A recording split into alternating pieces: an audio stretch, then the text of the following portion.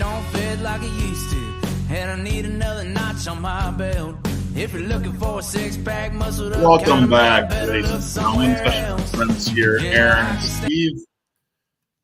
Steve, you're gone dark on us. There he is. Well, we are talking sports, previewing some football, talking about other things that still matter because, yes, baseball is still a sport, gentlemen. Little Olympics, and I'm sure talking some smack along the way. So, guys, how you doing? Great, man. How are you? I'm good. Always good. Always good, Ben. To see you and Aaron. Hey, it's that time of the week where we get to sit here and talk stupid and hope someone will listen to us. So here we go. Leading it right off into a little bit of fun with the NFC West. Look at this division right away. One thing stands out, right? It's the Niners and the rest of these guys. Yeah. There's really a big gap, in my opinion, with them and the rest of their division. We saw that last year where the Niners looked like, between them and the Eagles, for most of the season, were the best two teams, and the Eagles fell off late in the season. And the Niners proved themselves to be kind of that best team in the NFC, as much as I hate to say that out loud. Look, and then on top of all this, look at their schedule this year. They get the easiest first 5 games I've seen in anyone's schedule in the league. So Christian McCaffrey can go ahead and just stay benched if they want the first 5 games, and they're going to still end up 5-0.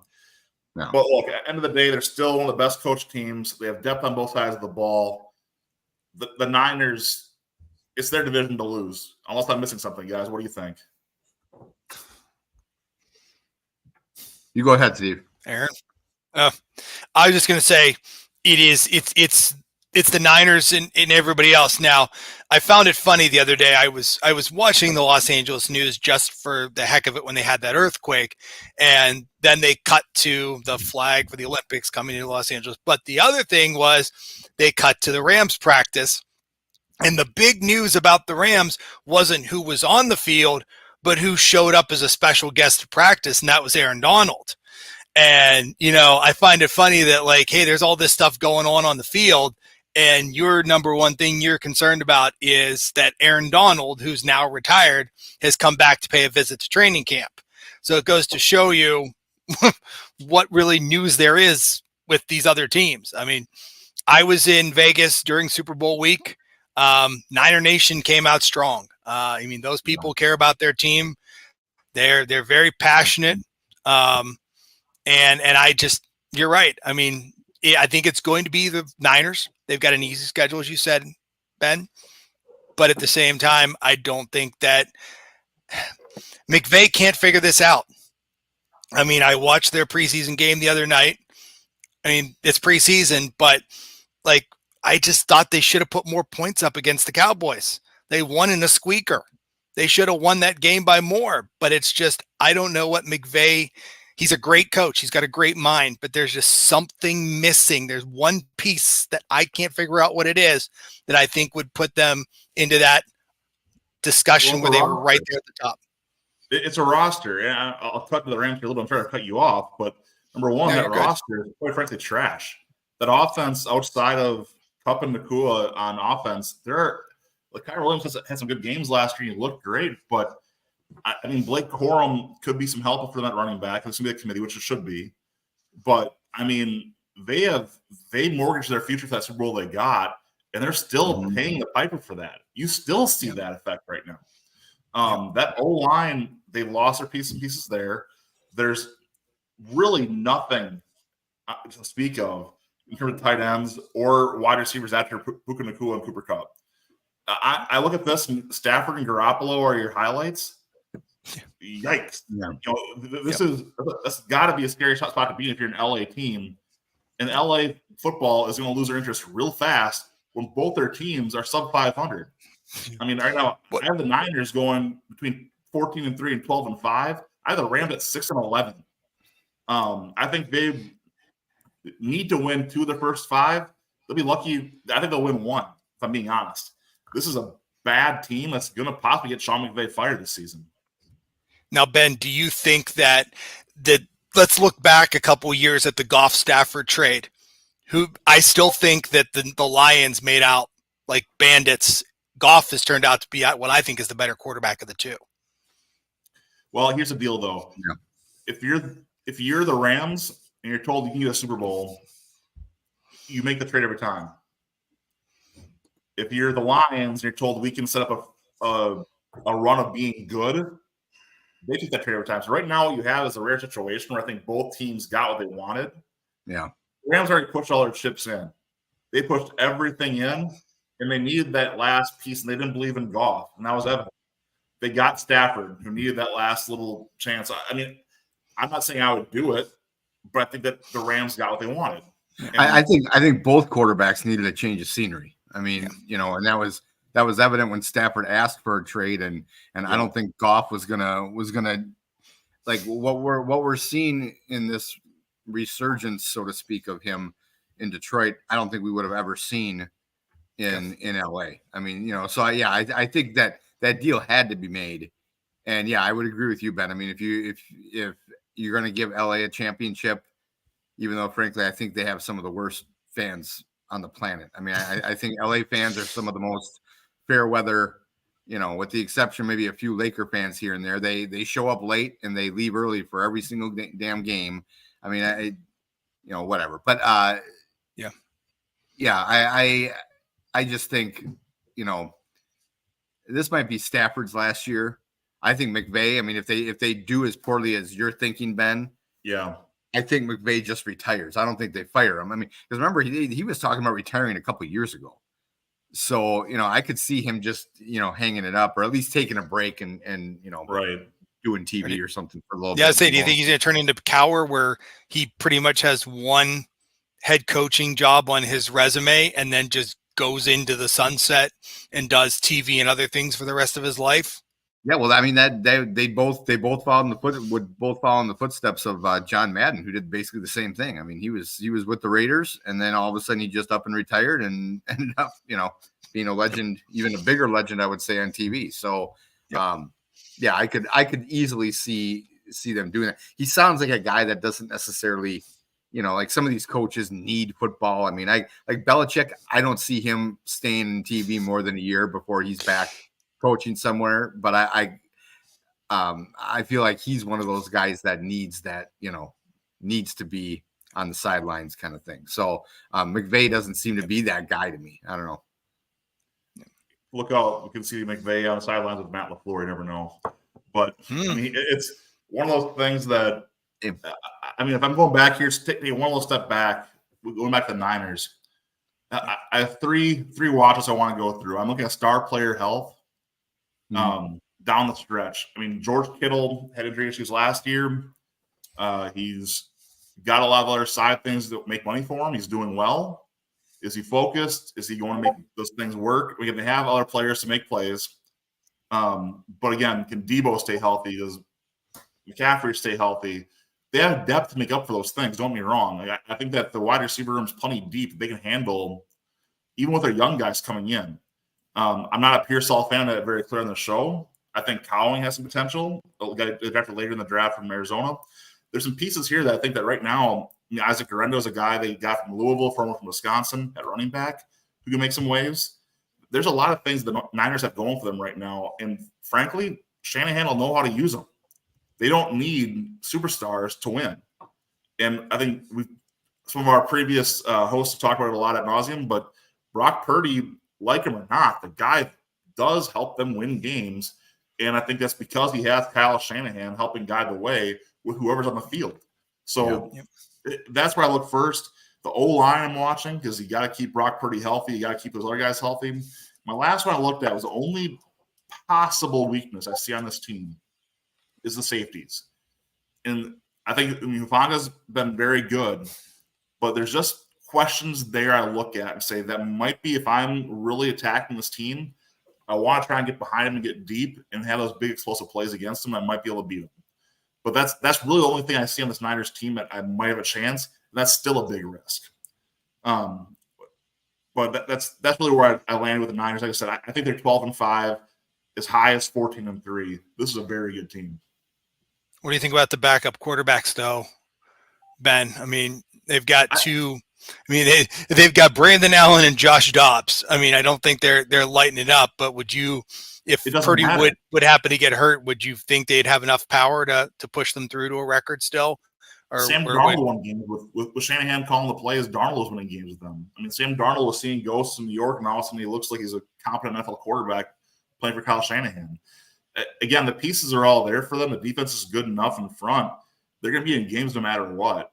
And so I think that even if Purdy does miss a few games, they're going to be okay.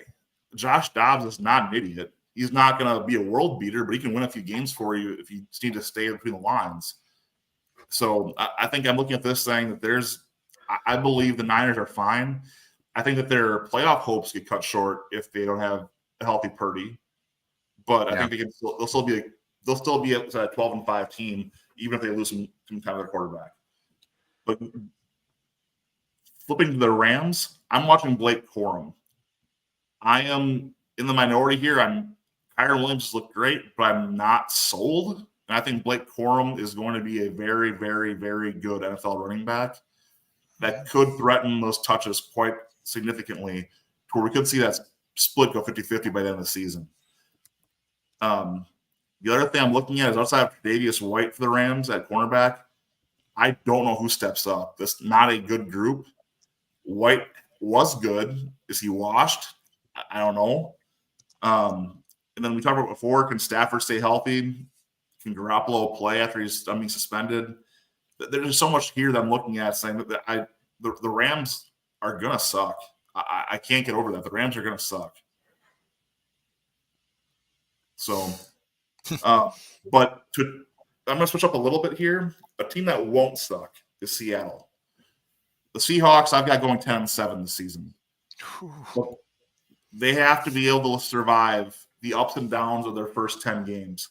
I have them going 5-5 to start the season. They're going to win, lose, like almost trade off games, those first 10 back and forth, if they keep their heads on straight. But they have one of the best wide receiving groups in the league, in my opinion. They have a strong O-line, and that defense is deep, like very deep. This could be Legion of Boom level good on defense.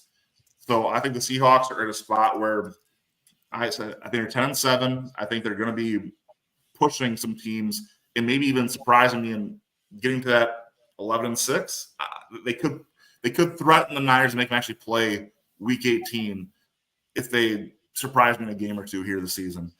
I'm watching to see is how will the future if he can surpass Geno Smith this season. I want to see if Kenneth Walker can carry the load all season. And I also want to see if they can handle that, if they have the mental toughness to handle the early season adversity of that back and forth early season schedule.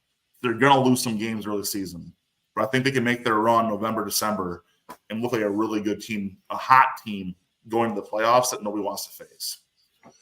Well, I think part two of that as well, Ben, really quick, is that with the Seahawks, Mike Macdonald coming in isn't coming in from any sort of garbage programs. I mean, he's coached for the Ravens and for Michigan. He's coached under the Harbaughs for 10 years prior to his arrival in Seattle. Yep. And I think he puts a fresh spin on things for them. And, you know, he's a defensive mind. But I mean, he had the first joint practice for the Seahawks in 33 years this year. So, I mean, he's shaking things up. I mean, Carroll did things the way that Pete Carroll did, and trust me, he did things the right way because it got him a lot of success. And Mike Roman before Pete Carroll. But I think that Mike Macdonald, he's 37. I think he's another coach on the rise. I think he may be the right pick for the Seahawks, not just for the short term, but for the midterm and possibly the long term. Yeah, I hate to see him leave Baltimore, honestly. Aaron, anything that stands out to you with Seattle this year? It'll be interesting to see. You know, I respect McDonald as, you know, in his resume as a coach, but you know, that's never a guarantee of success. I mean, I think that's, to me, is the biggest story is how they adjust from Pete Carroll to, you know, I could never stand Pete Carroll as a coach. I mean, I respected him as a coach. I'm not saying he was a bad coach.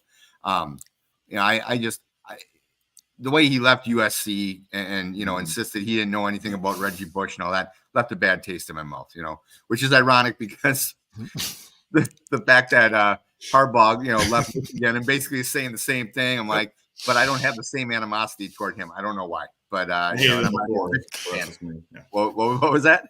I hated him from Stanford. So yeah. And well, what was funny is I was never that big of a fan of his until he went to Michigan, and I think the reason I liked him at Michigan is because they beat Ohio State, and I freaking hated him, So I'm like, okay, now I respect you no more. But I think that'll be the key.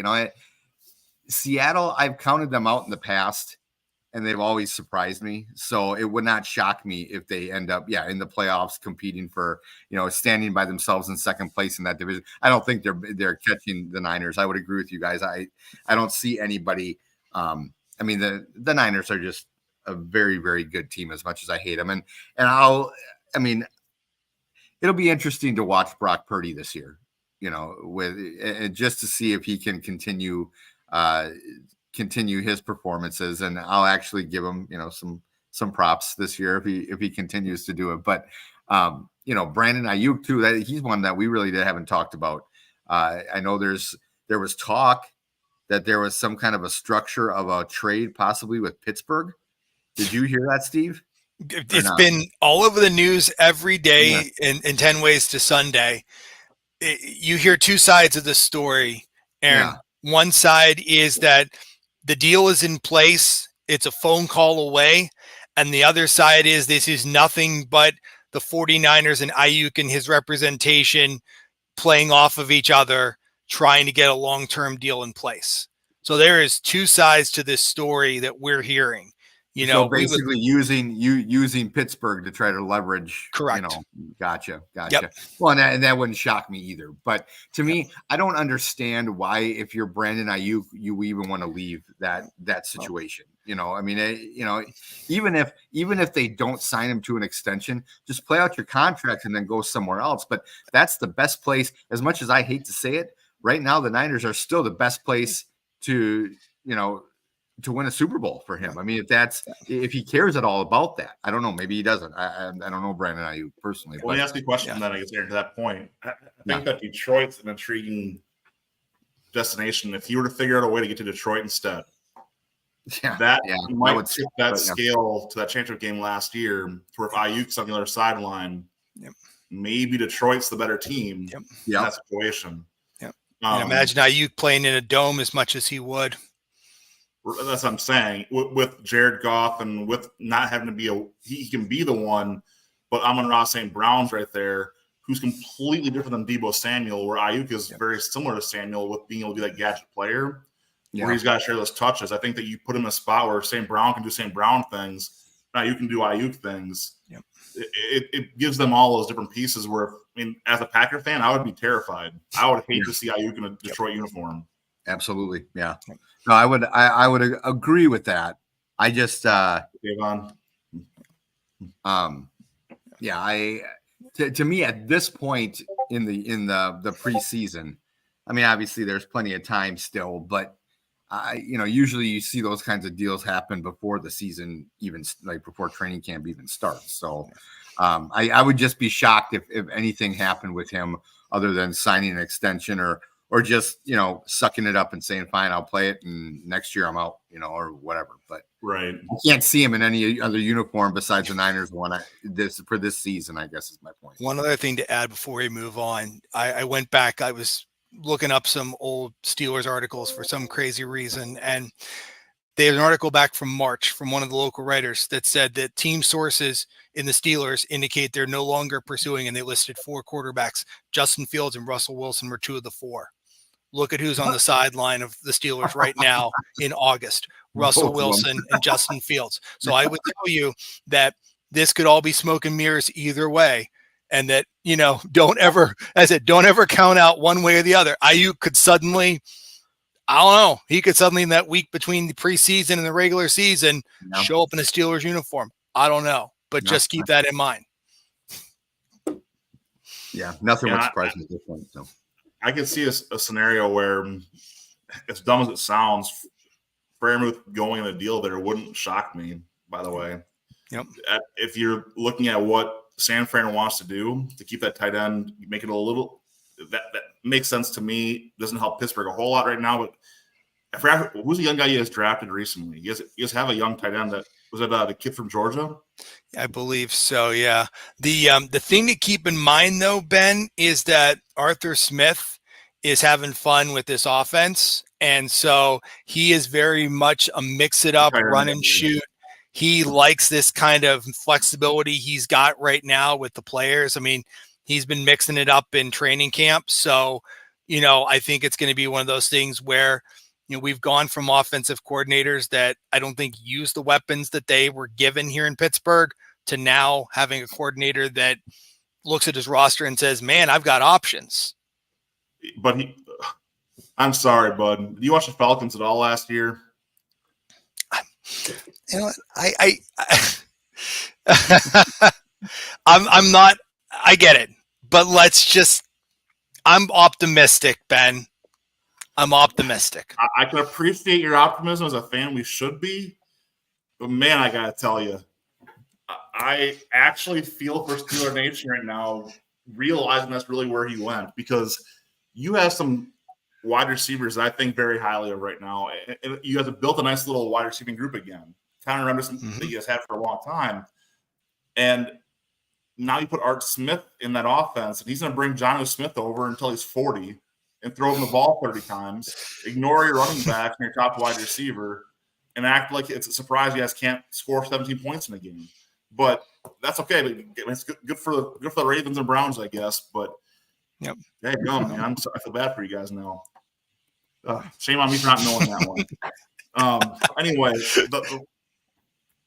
the last team in the division we got to cover is, in my opinion, the hardest to evaluate because it's just so unknown. There's a lot of young guys in this team. There's a lot of pieces that just are not in position yet. And the Arizona Cardinals, there's a reason Trey Benson and Marvin Harrison Jr. are your highlights right away. I mean, Trey McBride and Kyler Murray are going to be the guys we talk about initially, but Trey Benson's listed as a third running back on ESPN. He's going to be pushing James Conner for carries quick. Yep. And I look at this team, and I can't help but think, man, if I were a pro, I'm looking at this saying, it's your chance to step up. There are spots all over that team you can step up, and I have this team going anywhere from 5-12 to 9-8, depending on how it all shakes out. I mean, it's just I look at that, and I think it's more towards the 5-12 if I'm picking one. But I'm looking at it, I'm saying, man, their safeties and Sean Murphy Bunting look fine, but the rest of those cornerbacks look like absolute dog doo-doo. Their linebackers, I mean, I watch a lot of college football guys. Those linebackers are not looking very good to me right now. Their D-line has some potential, but I'm like, this is not a good defense. This is a not deep offense right now. I want to see who steps up and who makes me look stupid, because if they step up, which I've been wrong a lot before, they could be 9-8. They could be 9-8. You have a good quarterback, and yes, Kyler Murray is a good quarterback. People want to tell me I'm crazy for saying that, but he is a good quarterback. Undersized, but good. And you have some decent options at running back. You have a top wide receiver, Marvin Harrison Jr., and some decent mid-level guys behind it. Something can happen. A good tight end's there. Something weird can happen. Not saying it will, but it could. So my question here is, who steps up on this team? I mean, if you pull a depth chart up, I mean, it is just one of those you're kind of going, you're all scratching your head. But I honestly like Arizona's roster overall more than the Rams, as dumb as that sounds, because there's a chance of people can surprise you here and step up and really become that next guy we're talking about. I mean, Zaven Collins is a good player. There are good pieces, but it's just extremely unknown. All of my Brewers this year, people wanted to dump on them before the season started, but they've shown a lot of people that, hey, our young outfielders and pitchers can show up. Maybe this is the Cardinals. I don't know. What's it up to you guys with the Cardinals this year?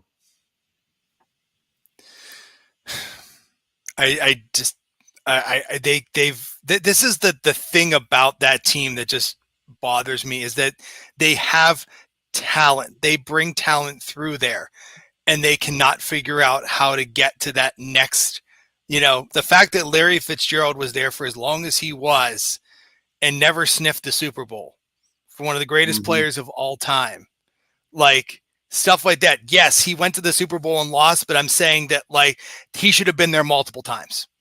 There's just a failure of something in Arizona that has not, I can't put like an exact like tangible thing to it, Ben and Aaron, but it's just, you watch the Cardinals and you're like, this team's really good.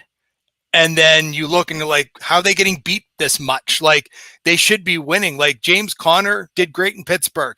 Then he had problems and went to Arizona, and he's done well a lot. But I think you're right. I think he's going to be having competition for carries this year, and he may not get the running back one designation. Who knows? We'll see. But I think they're going to be 500.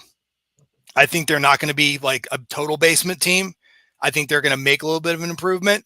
I see a lot of people. It's hilarious. There's a lot of folks out there predicting they're going to beat the Bills in week 1. Very intriguing. I see a lot of folks saying the Cardinals may pull an upset in week 1 against the Bills. We shall see. Bills money all day long. I'll take those people's money, no problem. Hey, guys, hit me up. Aaron, what do you think? Yeah, they're an intriguing team this year. I mean, last year they were crap, and I kind of felt, I wasn't shocked at all. But this year I could see them going like doing a 9-8 and 10 or 10-7, and then I could also see them going 7-10 or 6-11 or whatever. I mean, they're a very confusing team. A lot of it has to, how is Kyler Murray going to play? Yep. I mean, he's kind of the key to it, and was it last year or 2 seasons ago? I felt like he would have really good first halves and then crappy second halves, or he could never put a full game together, I guess is my point. So, I mean, they have young talent, but I would agree with Steve that they seem to be snake bitten with this complete inability to kind of live up to the expectations, even when they were there. I mean, there were 1 or 2 seasons there not too long ago where they were predicted to win the division. Right. And they just, for whatever reason, whether it was injuries or just underachieving, and I mean, Larry Fitzgerald, I feel so bad for that dude, because he was a classy guy, one of the best wide receivers, probably, for sure in the since the year 2000, at least, maybe even, some people would put him top 10 all time, and he just was stuck there, but yeah, I wouldn't be shocked.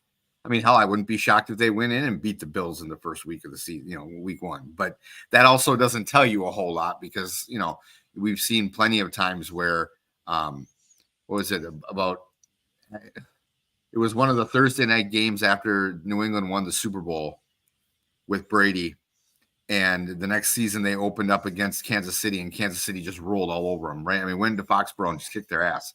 And I mean, so I wouldn't, even if they did upset the Bills in week 1, I wouldn't necessarily put a whole lot of stock into it, I guess is my point. So, Stevie, I was thinking about a little what you said. And when I look at Arizona, the problem I think they have, the problem that the Raiders are going to have long term, is that the Cardinals always struggle to keep their home crowd a home crowd. Arizona's a destination for fans to go see their team play, especially Packers fans. Where we have Arizona on the schedule, a lot of Wisconsinites winter in Arizona. Our snowbirds go to Arizona. Between Brewer spring training being down there and Cub spring training being down there, a lot of our old folks are down there anyway. And it's an excuse to go down to Arizona to go see the Packers play. Yep. So I feel like we're not the only ones. Pittsburgh fans travel well, and a lot of other fans do the same thing. I mean, you watch a lot of those games, and it's not a very red crowd. No. You've got a lot of other colors in that stadium. Mm-hmm. I think that's the difference. When you're talking about playing half your games on the road, and your home games aren't really home games, that's a big difference. That's that X factor that you're kind of giving away. Whereas for us as Packer fans, for you as a Steeler fan, we take it for granted. Yep. Like it's why and one thing that's kind of I'm trying to make a local reference here, but for Packers fans, we've kind of gotten pissed off because the Milwaukee ticket holders get a night game. They sell their tickets all to the away fans, and all of a sudden we've got away fans in our bowl, and it makes us look bad on TV. All of the Lions game last year.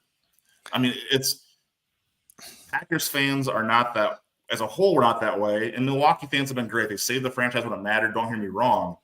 But a lot of those folks that save the franchise are old or dying or dead. And now it's their kids and grandkids of the tickets, and it's just not the same thing.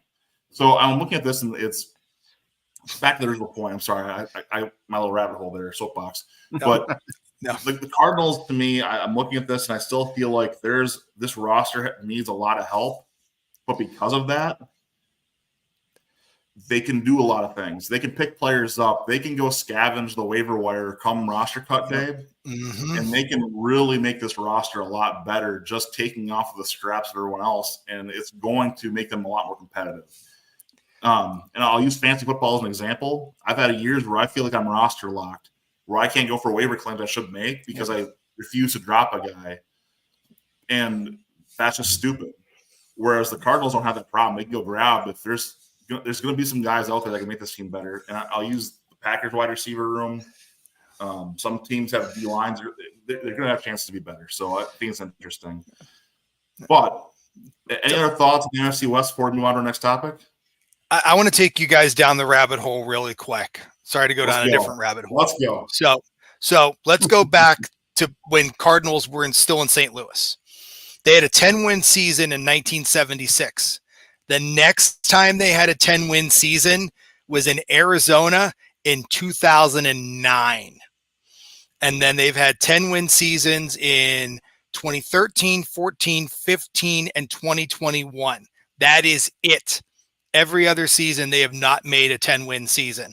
And in fact, they had 4 wins in 23, 4 wins in 22, 5 wins in 19, 3 wins in 18, 5 wins in 2012 and 2010. So they've seen the good, but they've definitely seen the bad. Speaking of funny stories for the Cardinals, that 09 playoff run, Packers and Cardinals are playing. And so you may remember this, but the Packers got into overtime and made a fierce comeback, and we had the ball. It's third down. Rodgers drops back. My cable cuts out for a bit. I'm like, what the heck? It comes back on, and the Cardinals are celebrating their win because they had face mask Rodgers to the ground, forced a fumble in the process or take the touchdown. Yep. Which is part of the karma conversation. Charlie, wherever you are tonight, Mr. Indianapolis, Georgia, Bravo fan. So, but it's at the end of the day, that's what I'm talking about. When I'm looking at that, and it's like I was so mad. I'm like, I missed the one moment I pay all this money for cable for as a young married man. I missed the most important play of my whole season because the stupid cable jumped out. Oh, yeah, that was a different kind of anger right there. Don't worry, I missed the shot when Villanova beat Pitt to go to the Final Four because the feed cut out in the bar that I was in. So we were all celebrating that Pitt was going to the Final Four, and the TV comes back on and Villanova celebrating. We're like, well, lost that one. That's rough. Yeah, that's a rough one. All right, guys. Well, so keeping on football here a little bit. Look, with all the restructure, it's kind of hard to keep track of the names, group of 5, group of 6. We'll call them what we want to call them. But in the American Athletic this year, to me, it's a very top-heavy chase here. We've got Memphis, UTSA, USF, and Tulane are kind of like consensus top 4 teams. Tulane is the only one, by the way, in betting odds that has anything above minimum betting odds to win a national championship in this entire conference. However, Athlon Sports has their preseason predictions. They have Tulane as 4th in the conference with Memphis, UTSA, and USF ahead of them. I happen to agree with Las Vegas in this case. I got Tulane, Memphis, UTSA, and USF. However, I'll give them the dark horse in the American Athletic is East Carolina. They recruited well. and they're a team that lost a lot of close games last year. So just be careful of those Pirates that could make it a little funky in the American Athletic. Again, the conference isn't as strong as it had been in recent years, but it's one to be kind of cautious of. The next conference I want to touch on here a little bit is Conference USA, and I'll come back and talk about two of these here in a second. Conference USA has Liberty. Liberty is another school that Vegas has actual odds on. I don't know if they were exactly, but the rest of the conference is basically like, yeah, they don't exist. Yeah. But Western Kentucky, Jacksonville State, and FIU are Athlon's top four. I see it a little bit differently here. I actually go Liberty, Western Kentucky, La Tech, and Sam Houston State, with La Tech being my dark horse to win the conference. Part of the reason here is this conference has seen a lot of upheaval with the restructure. You look at their top to bottom, it looks like it's the old like FCS options when you're playing NCAA 14 back in the day, but now they're all in the Conference USA. So, but La Tech, of course, Steelers fans know it very well because of a certain number 12 that used to play for them, Jerry Bradshaw. Yep. So, random question for you, by the way, Steve. I'm not sure if you know this one or not. It's random trivia. Do you know what the Louisiana Tech women's basketball team goes by instead of the Bulldogs? I've heard it, but I can't come. It's. I know the trivia, but I can't spit the answer out right now, to tell you the truth. It is the Texters, which was before texting was a thing. Yeah. And the reason was their coaches didn't appreciate the opposing fans calling them bitches on the road. And so they said, you know, we're going to be the Texters instead. And they took the ammunition out of the opposing fans' guns. Yep. And they said, you know what? No, we're not going to do that. So that's some old school Louisiana Tech trivia for you. But shout out to the La Tech Bulldogs and Texters, and hope for a good season this year. So, you know, Memphis plays in, they have the Liberty Bowl there in Memphis. UTSA kind of got some of they're in the rankings for a lot of last year. Tulane, we've had a lot of players we talked about here. In Pratt being our quarterback, one of the top 4 rated quarterbacks by PFF in the first preseason. Liberty's had Malik Willis and some other guys kind of going around. Any of these teams kind of pique your interest, or is this just kind of for you guys like a man? I just don't care. These guys don't have a chance anyway. Why am I watching them? I would say for me, it's the second one. Okay. You know, with college football for me, I'm focused on the Badgers, and then obviously the big. You know, I follow the top 25 and that kind of like the teams I feel like have a shot. But yeah, some of these smaller conferences, I'll root for them. If it comes down near the end of the season and they're in the hunt for like the 12-team playoff and everything, I'm right there. I'm cheering for them. But yeah, when like early in the season, I'm just like, I don't have time to necessarily follow all that. Well, we'll see what's on ESPN Plus at 2:00 in the afternoon. Yeah. That's like, exactly. There's 10 people in the stands, maybe a good game, but there may be nobody watching it kind of thing. You don't watch the midweek Maction? I watch Maction when I can. I'm talking about like when you've got like you go to your ESPN Plus menu and there's like 15 games kicking off between like 1 and 3 o'clock, and you're like, which one do you turn on? Like that kind of thing. So here's what I'm going to go through, guys. I'll hit the MAC and the Mountain West here next, but so part of what I'm going to do, just kind of as a preview for college football, as we talk about the course of the season, I'm going to keep this update. I'll post it on the Facebook page. I'm going to keep a top 10 for me on this, what I'll call group. It's really my group of 5. I'm not going to count the Pac-12 with their 2 teams. Sorry, they're still power teams until they're really independent. I'm not counting independence as part of this. So the American Athletic, Conference USA, MAC, Mountain West, and Sun Belt, I'll be watching these. I do watch these games. I do have some rooting interest, at least in the Sun Belt. And I'll kind of keep track of this, and I'll be updating that as we go.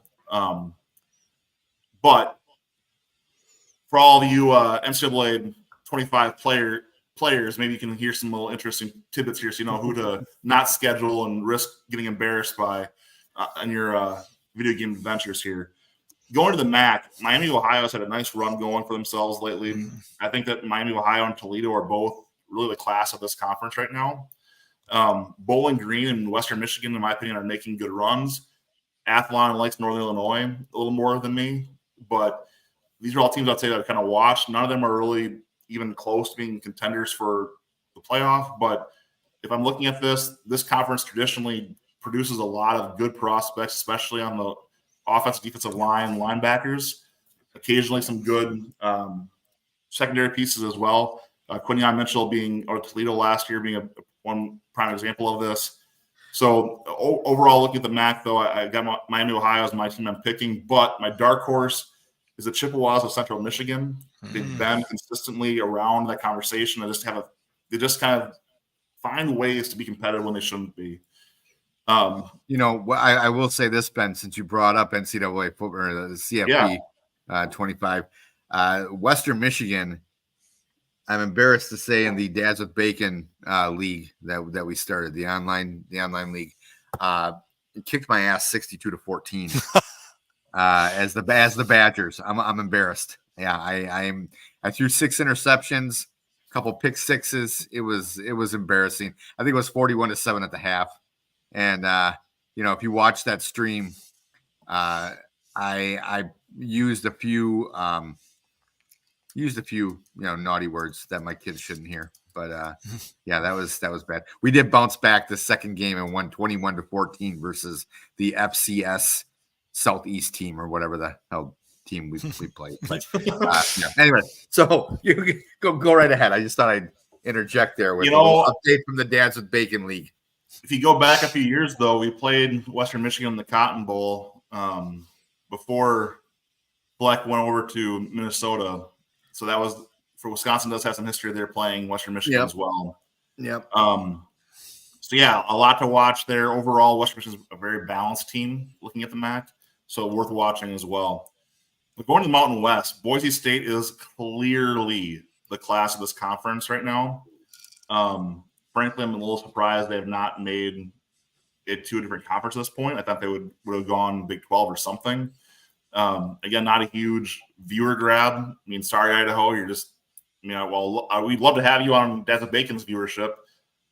You're not really drawing ESPN's viewership result. But here's the thing. That Mountain West has held their schools fairly well in all this realignment. And they've gained a little bit, actually, if you're looking at it overall. This is a good conference to watch if you're in that spot where you're kind of in that, we'll call it, to your point, Steve, but not that 3 o'clock window, but maybe that 7 o'clock window, 8 o'clock window, where maybe your team's already played and you're kind of feeling that buzz or your buzz is coming down. You're just like, hey, I want to watch some more football. Find that Mountain West action because it's decent football to watch. No, these are the games kicking off at East Coast 10, 11 o'clock. These are the ones when you can't sleep, which there's good football still.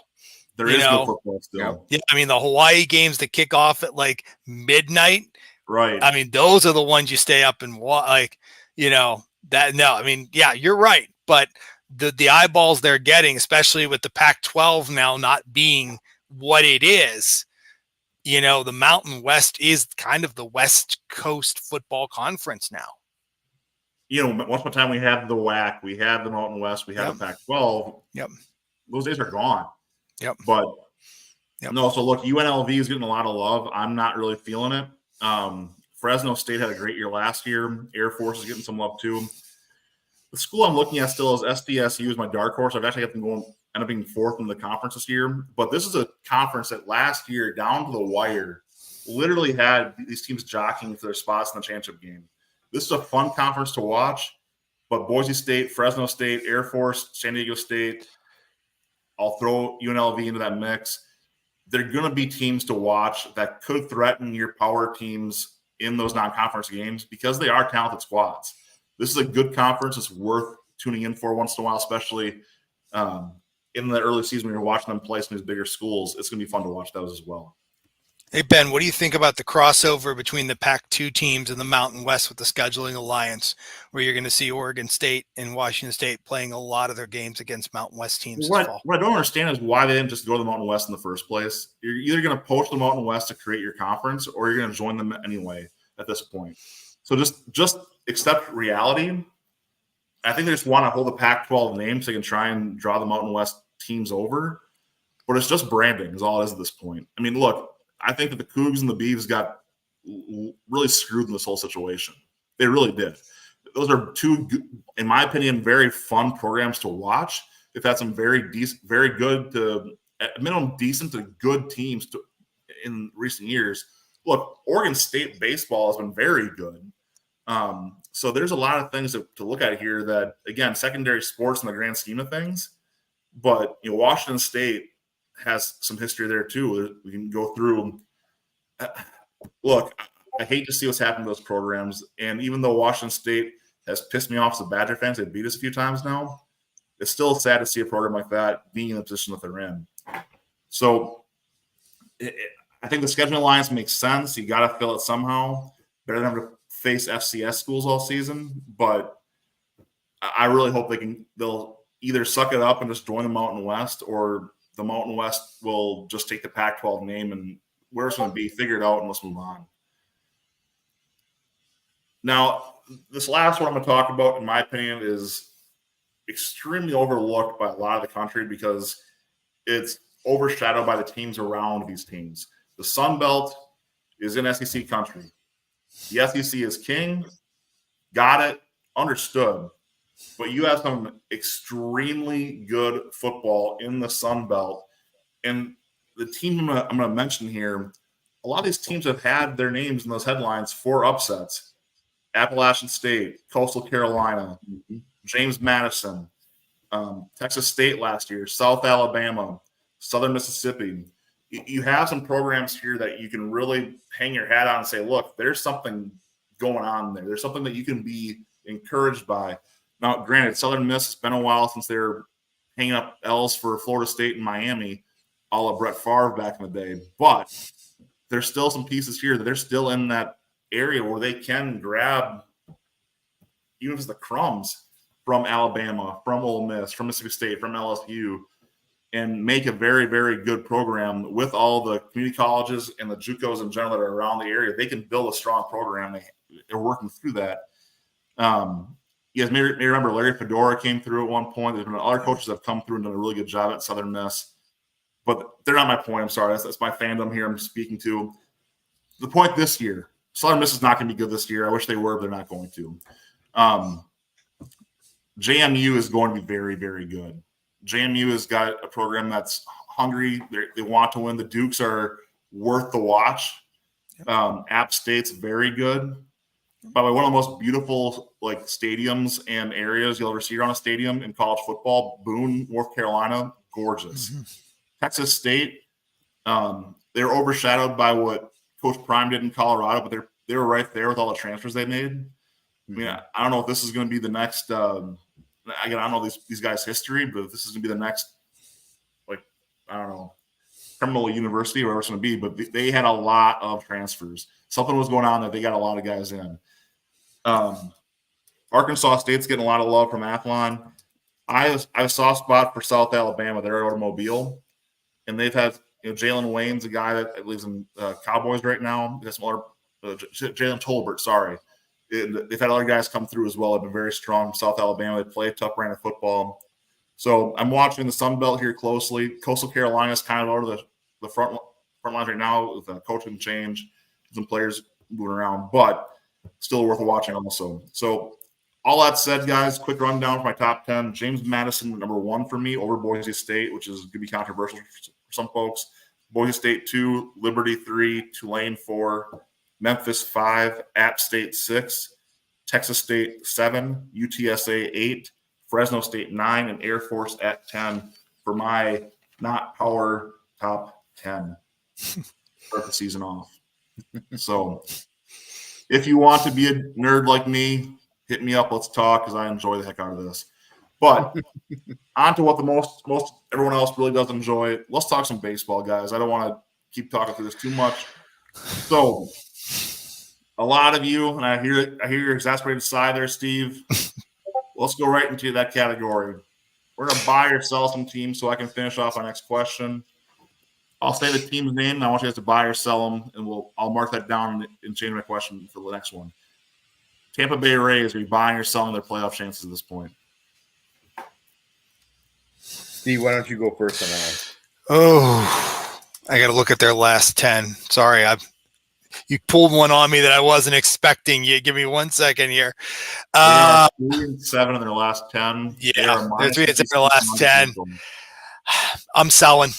Yeah. They got too much in front of them. I'm selling because the Sox are charging. The Yankees, no, I'm selling. No. Okay. Yeah, I would agree. I'm selling on that one. All right, the Tigers are 7.5 games back of a wild card spot. They are 6-4 in their last 10. They're only a -5 run differential, though, believe it or not. So how do you feel about the Tigers' chances right now? Buying or selling? I don't have their schedule in front of me right now or anything, but I would say I'm going to sell on that one too. Yep. Yeah. Okay. Yeah, I'm selling once again. They're if they were in third place in their division, I would be much more eager to say, but they're 13.5 back in their division. Royals are 6 back. There's a 7-game differential. We're getting down to the end of August. These gaps are now going to really matter. Yeah. Sell. Yep. So I think the Blue Jays is a sell then for you, as well as they're even further back and also with bigger run differential. The Rangers are interesting here. The Rangers are 10 games of a wild card spot. How do you feel about the Rangers' chances right now? They are 3-7 in their last 10, -31 run differential. And the defending World Series champions, are you ready to sell on their playoff hopes this year? Yeah. That's the problem. That's the problem. They're 3-7 in their last 10. You want to see them be 7-3 in their last 10 if you're 9.5 out, because that means that's a team on the rise. They're not. Yeah. Okay. No, I actually agree with you guys on all of those. The Tigers are the only one that really makes me a little curious, but I think they're done too. Yeah. Moving to the National League for this, for buy or sell. Steve, I gotta ask you to take your fans hat off for a second. Talk about your Pirates here. The Pirates currently are 7.5 back of a playoff spot. They are 0-10 in their last 10. Last 10. They are -31 in the run differential. Can the Pirates bounce back and redeem themselves, or are they toast? They're toast. They're toast. This is the problem, is that the rest of here's the deal. You've got the Brewers 7-3 in their last 10. You got the Reds 7-3 in their last 10. The Cardinals are 3-7 in their last 10. The Cubs are 500, 5-5. But that's the problem. Everyone else is making positive movement while you have made nothing but negative movement. So at this point, even though they went out and they made some trades and we were all like, yay, trades. We've got guys that may turn out okay for us. Right now, the sentiment in Pittsburgh from multiple folks is Derek Shelton flashes of brilliance. At this point, they need to, and they should have done it earlier in the season, is my personal opinion. There's a couple coaches in him that should have been let go, and they should have found a fresh spark, because I honestly think this team could be in the playoff hunt with someone having taken like a different viewpoint, because that's the problem. It's Paul Skeens or bust at this point, because that's all they're doing in town. Like, Skeens is scheduled to start on tomorrow night. The Pirates are advertising the living daylights out of the fact that he's scheduled to start. That's all they care about now. If Skeens puts butts in the seats, they'll make the money when he plays, and they'll just ride the season. But that's the problem. How long can you go with that? And now there's rumblings that there's going to be, sorry to get off track for a second, Ben, but there's rumblings that they may try to institute a 6-inning minimum for pitchers in the major leagues. I mean, imagine what that's going to do to these hot arms. So, yeah, that's what I'm saying. He's got to have support behind him, and there's got to be support on days when he doesn't pitch. And there's got to be accountability in the clubhouse, accountability to the management, accountability to the ownership. Right now, there is not accountability. And that's my opinion. And a lot of people agree with me. But trust me, I was excited coming out. You guys remember back in May and out of the All-Star break, I'm like, look, we got a chance, guys. We've got a chance. And now I'm so glad these games have been on the West Coast. As I put in our Dads with Bacon, we have a little chat between all the hosts, and I said, I'm glad these games have been on the West Coast because I can't watch them. It's just that bad. You know, I brought up Ross for the White Sox job. I would love to see Ross take that Pirates job just to kind of – but I don't think he will because he's not a spineless loser like Craig Counsell who'll go in division and spite his own team that gave him a shot. But here's my thing, Ben. If he hadn't retired, Tito Francona is from Western Pennsylvania. Francona would have whipped this team into shape. Man, I don't know, though. You heard the talk about was it going on in the Boston clubhouse before he left there? Yeah, I don't know, man. But where he's been successful, he's been very successful. That's fair. All right. So speaking of the Cubs, however, have lost their last 3. They are 5.5 out of the wild card, but they are a +3 in run differential. They are a terrible road team, a little bit above 500 at home. Well, are the Cubs dead? Yes. No. All right. Well, so hold on. Why I agree with Aaron here in a second. Above them in the wild card race, you have Arizona, San Diego, Atlanta, the Mets, the Giants, the Reds, and the Cardinals, not to mention 3 division leaders. They have to get through all of that. They've got to be able to beat at least 5 of those teams to claim a wild card spot. The Cubs bullpen is not good enough. Their bats are good enough. Their pitching is not. The Cubs are sunk as far as I'm concerned right now. Yeah. But for your sake, Steve, I'm going to put them in here for my next question, and that's pick 3. Pick 3 of these teams to be your wild cards, assuming that the current division leaders hold, just for sake of discussions right now. Arizona, San Diego, Atlanta are your current leaders with this. Yep. With the Mets, Giants, Reds, the Cardinals, and Cubs then. Pick 3 for your wild card. Steve, go ahead and lead us off on this one. Oh, I wish I could take 4 because there's 4 that I think are deserving. I think we're going to see some movement here. San Diego is hot. That is the only reason why what I want to see happen, I don't think is going to happen because of the Padres. Padres got the Pirates and just basically beat them up and was able to capitalize on that. And that vaulted them into that virtual tie with the Diamondbacks, who also had fun with the Pirates. Surprise. 2 of the teams in the top of the wild card had fun with the Pirates in the last week. I would go Arizona, Atlanta, and I think Cincinnati's going to squeak in. I think Cincinnati's going to get hot. I think we're going to see an NL Central team make the wild card. I'm interested to see if they can keep up their pace, but they got a +55 run differential. And I think they're going to heat up here end of August, beginning of September. So we could end up seeing, and they're only 4 out of that 3rd wild card spot. So I think we may see Arizona, San Diego, and Cincinnati as the 3 wild cards. Okay. Aaron, who are you picking? Picking 3. Well, yeah, and he kind of at first Steve said Arizona, Atlanta, and Cincinnati, and so I was gonna, but then he changed it to Arizona, San Diego, and Cincinnati, which is actually what I think. I mean, if you're looking at the last 10, first of all, Atlanta just and this was even before the Brewers went in and swept them in Atlanta, earlier in the week. They just haven't impressed me all year. Whether it's, I know they've been hurt and things like that. So I don't see them making the playoffs. I could see Cincinnati, staying hot right now like they are. I don't see St. Louis. Though I shouldn't say that because then they'll come back. That I hate that team. But and right now, the Mets look like they're kind of struggling a little bit. San Francisco's 500 in their last 10 games. So yeah, I would. I'd love to throw a little bit of a difference in here from Steve, but I would have to say Arizona, San Diego, and Cincinnati. Yeah. The Braves would be the 4th. The Braves are my 4th team, so that's why I apologize. There's confusion, Aaron. And if we pick the 4th team, I would say maybe I would love to see the Mets, just because I always feel bad. They're kind of like the lovable losers to me, compared to the Yankees. But yeah, Atlanta, I don't see.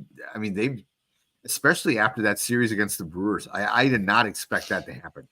I mean, I didn't expect. First of all, I didn't expect the Brewers to sweep them. Secondly, I didn't expect them just to kick their ass the way they did. I mean, it was like they didn't even put up a fight. Yeah. I mean, it kind of looked like they looked against the Brewers like the Brewers looked the first 2 games against the Dodgers. It was just like, like they didn't even show up. So, and I apologize to Troy and Charlie here. I mean, I know they're big fans, but they have saved themselves though. Atlanta's been slowly fumbling this playoff spot away for the last month or so. Yeah. I actually have the Mets in that 3rd playoff spot right now. I have a sneaking suspicion the Padres will slip out also. So I'm going to go with the Diamondbacks, Mets, and the Cardinals for my picking 3. Oh, Cardinals. You think the Cardinals are going to get on? The Cardinals. Well, it's mostly out of my own self-loathing. I hate the Cardinals and I hate the Mets. And so it's because I prefer to see the Braves over the Mets. The Mets are going to get it. I prefer to see anyone but the Cardinals in if they're going to get in because they're right there and they're the Cardinals and they always do it. So my assumption here is going to be that the Cardinals and the Mets will be there just to tick me off. And will likely lead to a Cardinals and Brewers series somehow that we'll struggle with. So it feels like it's just one of those things, right? But that's where I'm going right now. I've got Arizona. Yeah, I said Arizona, New York, and St. Louis for myself right now. But I reserve the right to change my mind in a month like everyone else will. So, but going to the American League, we're going to assume that the Yankees and Orioles are both in. So one of those wild card spots is taken already. After that, I'm going to say pick 2 of what's really remaining based on what we've already talked about. The Twins, Royals, Red Sox, and Mariners. If you have to pick 2 of those 4, which 2 are you taking? And Aaron, I'll lead this one off. Repeat the 4 again. The Twins, Royals, Red Sox, and Mariners. Red Sox, Mariners. I'm gonna. That's a tough one. I'm gonna say Minnesota. I'm gonna go with Minnesota and Kansas City. Okay. I don't know. I mean, Minnesota's having a good year. Kansas City is just I don't know where the hell they've come from, but again, it's kind of one of maybe it's I'm thinking more with my heart than my head there, just because. You like the underdog and they're American League teams, so I don't have to worry about them with for the Brewers or anything like that. But they they look pretty decent against the Brewers when they played them. Was it 2 weeks ago or whatever? So yeah, I'll go with Minnesota and Kansas City. Key stats for you on the Royals: they are plus 84, and they are deadly at home. They are 38-25, and they're just below 500 on the road. So the more the Royals can stay at home, they're going to keep winning more games. Steve, which 2 are you taking in that 4? It's probably going to be the Twins and Royals as well. I mean, I think that I'd love to see the Red Sox. I mean, everybody loves to see the Red Sox in the postseason. I'm saying that for some people sarcastically, but some people, do like that. But there's too much traffic at the top that's good. I mean, you've got the Orioles and the Yankees tied for the first wild card. You got the Twins, Royals, and the Red Sox all in that next little group. And then but the problem is you look at the last 10, Twins are 5-5. The Royals are 4-6. The Red Sox are 4-6. The Mariners are 4-6. The Rays are 3-7. Who wants to win? It doesn't seem like any of those teams want to go and play in the postseason, but I'm going to agree with Aaron, Twins and Royals. And because I'm that guy who has to disagree with you guys, I'm going to disagree. I do have the Royals going in. The Twins, to me, they're a Minnesota team and they choke. They should have purple in all their team's colors because they choke as bad as anybody. And I have the Mariners making this move. The Red Sox, to me, what I see here is a big difference is the Red Sox are actually a better road team than a home team, which is just bizarre. Their home record is, what was it again? Yeah, 29-32, but they're 34-25 away. it's just weird. But the Royals, those kids can hit. Bobby Witt Jr. playing out of his mind this year. I like the Royals. I would like to see them win. I'm going to go, Royals and Mariners for my playoff teams out of the American League to finish those last 2 wild card spots, with then the Yankees, Orioles, and the Guardians and the Astros holding their spots as well. So interesting pieces there. Before we move on to our next conversations, though, I do want to ask you guys, the Olympics are wrapped up for the not normal games, the able-bodied games. What are your lasting impressions, and what are you taking away from this year's Olympics? Steve, why don't you go first? I was entertained. I think the Olympics have sometimes turned into a cash grab, where it's just for the benefit of whatever and that's what I laugh about with the Olympics, because the Olympics, they talk out of 2 sides of their mouth. The one side is it's pure. It's, there's no advertising on like the sideboards inside of the venues for the Olympics. But at the same time, you've got the sponsors running constant, and there's Coca-Cola everywhere and all that stuff. So I liked it. I liked what NBC did with the red zone, the gold zone as they called it. They brought in some heavy hitters to run that channel, which I think helped. But I think 28 is going to be phenomenal. I think if they do 28 right, it's going to maybe be the rebirth of Olympics that people care about, and Olympics aren't an afterthought anymore. But they still, like, boxing doesn't have a world organization running it right now. Boxing may get dropped from the program in 28. That would be a travesty, because boxing is one of the traditional Olympic sports. I don't know what else to think about it. I mean, breaking is done at this point. Breaking's done. So breaking is broken. Breaking is broken. My computer is frozen, so I'm probably frozen, but you can still hear me. So I'm not going to reboot, but my face will just stay frozen for the rest of the night. But the Olympics were great. I mean, they really they were what I wanted to see. But I do think that just they need to clean up some of this controversy about awarding medals and other things that we could spend days and hours talking about. But there's positives that I see that came out of the time in Paris. Yeah, I would, and I would say pretty much the same thing.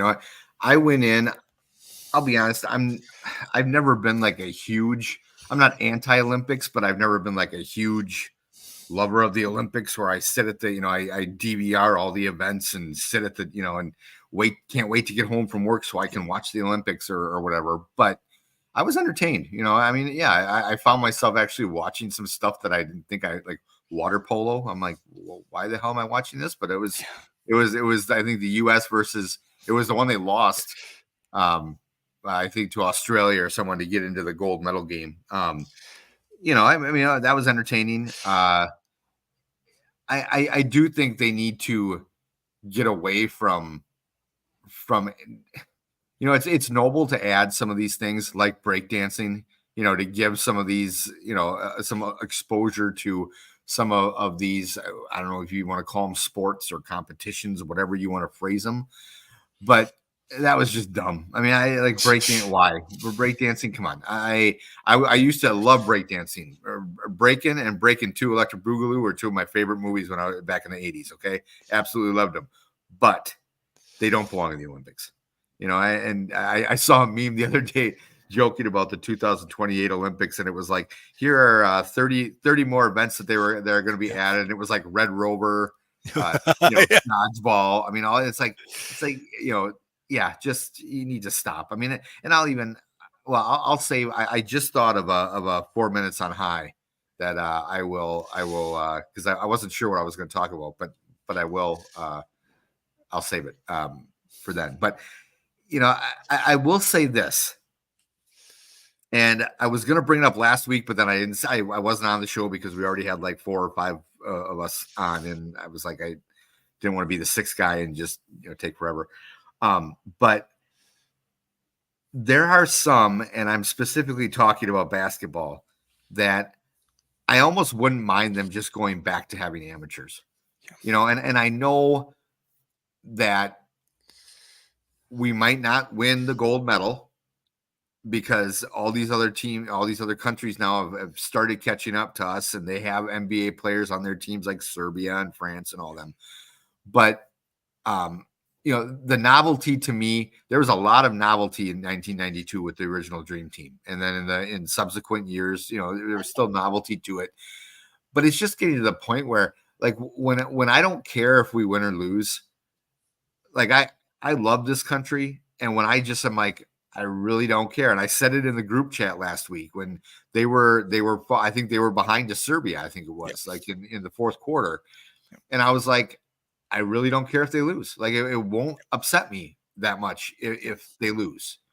I don't know. What are your thoughts on that? I mean, do you go ahead? So I grew up an Olympics nerd too, because for me, my cable access was extremely like intermittent. My parents would get it and they wouldn't get it. We would be able to afford it, but we wouldn't be able to afford it. So it's kind of, I wouldn't always have things. So anything sports I could watch was appointment television for me.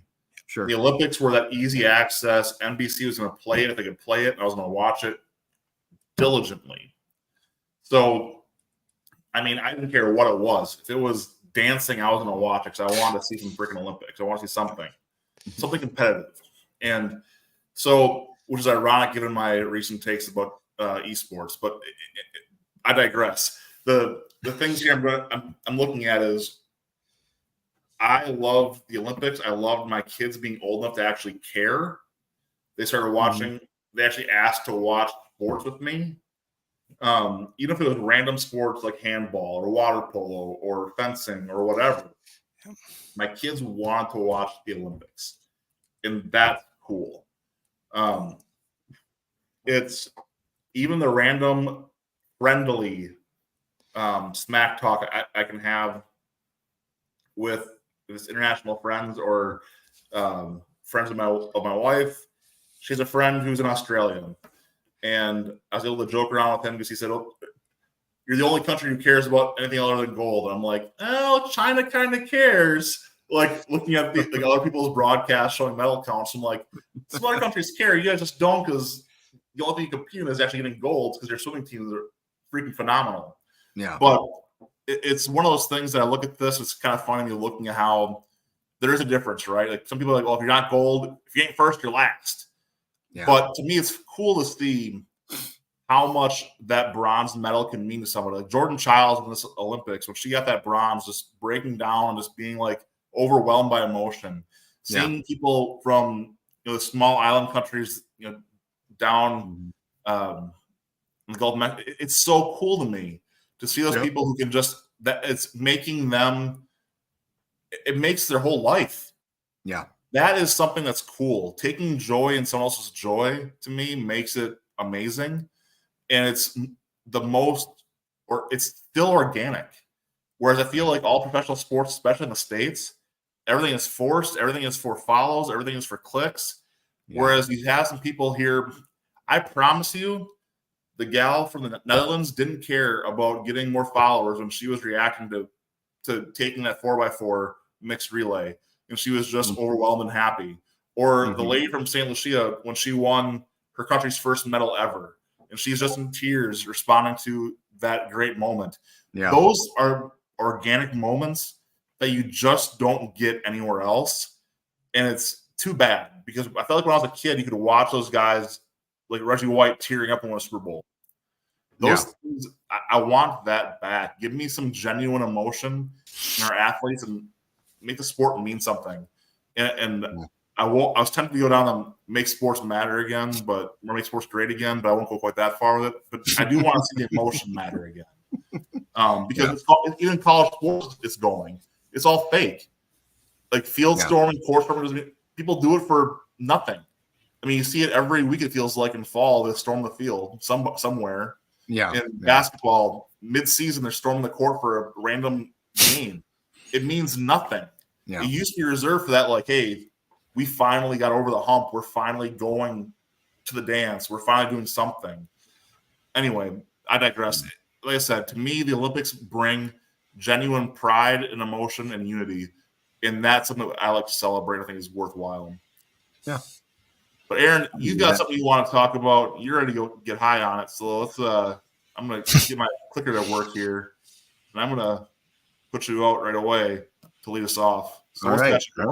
Well, yeah. So like I said, I wasn't really sure what I was going to talk about, and I just thought about it. You know, news came out a couple weeks ago that esports was actually going to be added. I think they might even be doing some stuff in LA in 2028. The IOC unanimously voted to include esports in the Olympics. And I know, Ben, you had told me a couple weeks ago that you guys had a conversation on here around the show about is esports a sport? And I'll say, first of all, as a huge gamer and a huge fan of esports, I coach the Pulaski High School esports team, here. First of all, I think it's a debate that some people get extremely fired up about. I don't. I really don't care. If you want to call it a sport, call it a sport. If you want to call it, not a sport, I'm not gonna. I have other things to worry about than that. I would say I almost like the phrase competitive gaming more than esports. But I said years ago, and if you follow the esports scene or the industry, you know that they've been talking about this for like a decade, maybe not quite a decade, but about that. Years and years, this conversation has been going on. And when is esports going to get in the Olympics? And I've said to myself, I've said to people on LinkedIn, on social media, look, esports does not need the Olympics. The Olympics to me needs esports more than esports needs the Olympics, if that makes sense. And what I mean by that is if you're trying to capture and get younger people to watch, then you need esports more than esports needs you. To me, I think esports would be better off the industry creating their own Olympics. And they've kind of, tried to do that over the years and, to various amounts of success. But I think people in the esports industry who were excited about the vote last week or a couple of weeks ago, whatever it was, need to look at breakdancing and need to start realizing that, it might not be that good of a thing to have esports in the Olympics, because just because they have it in there doesn't mean they know how to promote it. And I don't know anything about what their plans are. If they've got a committee that they're putting together of actual gaming industry experts who can help them with it, but it is not the same as traditional sports. So I guess my hot take, or my 4 minutes on high take here is this. Esports, be careful what you wish for, because this could come back and bite you in the ass. I'll be Australia's breakers. And Aaron, it is going to be separate from the regular Olympics. It's not going to be run as part of the Olympic program. It's actually a completely separate, siloed thing. Well, I guess my point is, I wish the IOC wouldn't be involved. I guess that's I agree with you there. I don't trust them at all, and I don't think they'll even know what the hell they're doing. So anyway. Yep. All right, Steve, what do you got this week? Oh my goodness. All this fun stuff happened since we talked last week. And the first one being that, I don't know if you folks saw a couple hours earlier today about the tweak in the college football playoff. And now they're tweaking the language that the automatic qualifiers are going to be the 5 highest ranked conference champions. And now in the old language, it was 4 conference champions without any other designation. And now the conference champion designation is now gone when you're looking at it as a tiebreaker. So I don't know with the 12-team field how much of a difference that's going to make, but the fact that they made that distinction to the world to say that we're going to kind of change the verbiage of how we determine our automatic qualifiers versus our at-larges, we'll see where that takes it. We'll see what teams end up when they make the selection show in December, become our first 12 teams into the playoffs. Big one.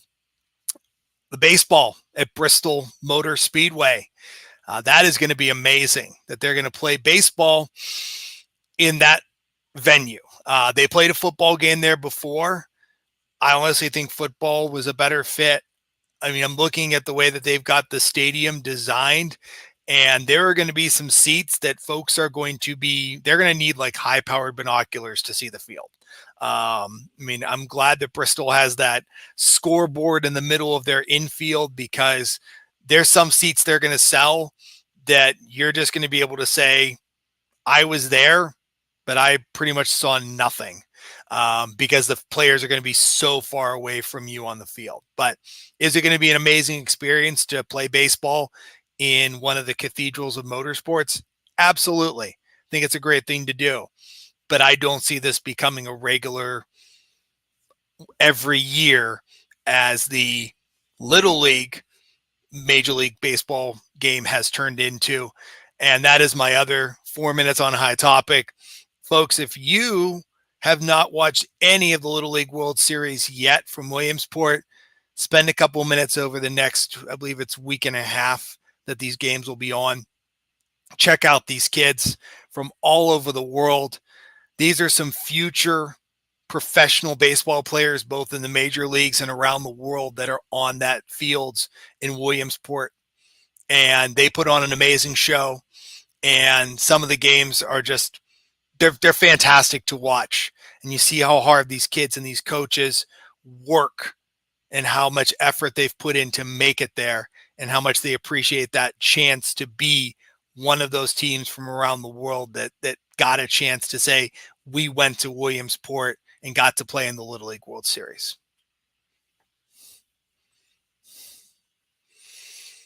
All right, guys. Thank you for both your takes. I'm going to go back to college football with mine this week. So, as you can tell, I enjoy the game of college football, and I've talked about it before in some shows, and I've talked about it a lot outside the shows. And I'm actually calling for more change, believe it or not. I'm calling for contraction. I'm calling for separation. I'm calling for making a league that actually gives every program a chance at a championship and not just cash grabs. By this, I'm looking at saying I do not appreciate looking at a season where there are over 130 programs in the same level, and before they play a game, there is mathematically no chance that half of them can win a championship. That is wrong. That is not a level playing field, and that does not make sense to me. I do not like how we've come to at this point with the combination of transfer portal and NIL. When you're listening to preseason games now, I talk about guys being in 3 different universities. Well, they started off at Georgia, then he went to Kennesaw State, and they finished up at Washington. For God's sake, this is ridiculous. Pick one. I say pick NIL and say stay in your stinking school. Figure it out, dude. But that's another story. I go back to this and say championships should matter. Bowl games should matter. Your program should matter. And stop trying to jump around and try and figure out where you fit. We see it in the job market. Guys want to job hop left and right to try and chase a quarter. We're seeing it with these guys trying to chase playing time. They still don't get it because they're not that freaking good. Figure it out and realize what you are. Chase it. Be better. Work with the coaches you have in front of you and learn how to deal with other people, because you can't just jump place to place because you don't like someone or you don't feel heard enough where you are. Or I'll even go back to other situations where, hey, that coach was mean to me, so I'm going to get him fired. Suck it up, Buttercup. Find your freaking sack and get out there and play some football. It's enough is enough. I'm just done with it. It's so ridiculous what we've come to. The rules of the game have changed enough as it is, but now we got to deal with all this off-the-field stuff. I won't be opposed to saying, you know what, NIL is fine, but get rid of your freaking social media while the season's on. Focus on football. Show me you care about the freaking team and not about yourself all the time. All these individuals running around, it's a joke.